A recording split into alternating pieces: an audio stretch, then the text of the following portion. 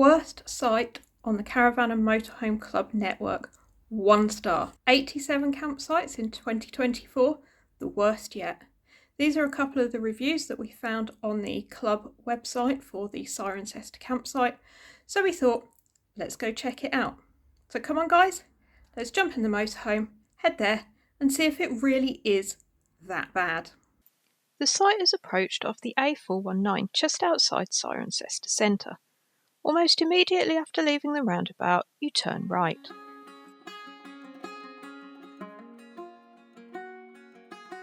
Then, as the sign here indicates, you turn left. This part of the approach does seem a little bit odd, as most of the signage now relates to Cirencester College, but keep following the road.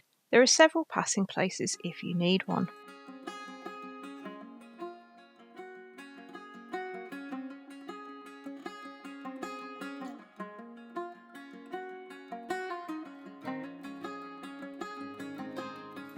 You'll bear left towards the site entrance, and a little further on you'll see reception in the building on the left. This is where you'll receive your barrier fob, which you will need to get in and out of the site.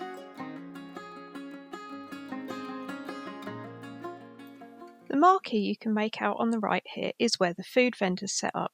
Check the information room for what's on offer and when.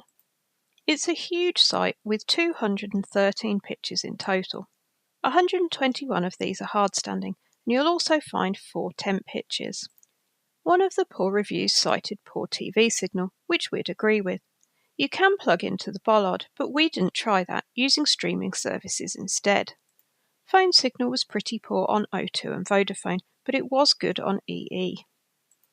Premium Club Wi-Fi worked fine for us, but we did find it was better to hook up a phone to this and then use that as a hotspot, rather than trying to hook up the TV direct. The site's open all year, although when we stayed in February, the grass pitches weren't operational, for pretty obvious reasons. Another complaint in the reviews was that the site roads were narrow. We didn't find that to be the case, and you'll see in the footage that they're no different to many other sites.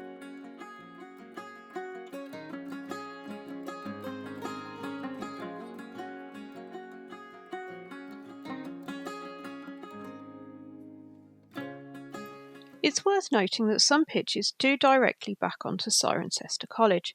We didn't notice any particular issues with this, but it might feel a little bit more built up and urban at this end of the site. This is where you'll find the dog walk. We didn't use it though, as we did most of our walking in town or at the adjacent Bathurst estate. The poor reviews also cited mud on the roads, and this was true, but it was February, and it was mostly caused by people driving badly for no reason, which we did observe. It was also exactly the same as at the Henley Club site, which I stayed at only 4 nights before this stay. Pitches can be small, as you'll see here, and there is some grass encroaching, but again, nothing unique to this site. So let's have a look at the facilities, or what you'd expect from a club site, including a play area. There are 2 drive-over motorhome service points, one by the facilities block and this one here, which is just before the exit barrier. There are 2 facilities blocks in total, but only one, this one, was open when we stayed, and this seemed sufficient even though the site was quite busy. It's your typical club facilities block, fairly modern, kept clean and tidy, and warm enough for a chilly stay in February.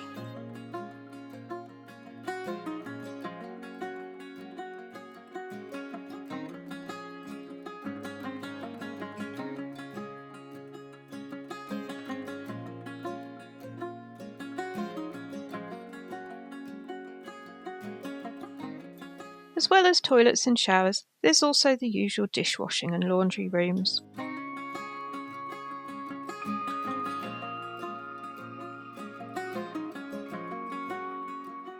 Near the entrance barrier, you'll find a well-stocked information room.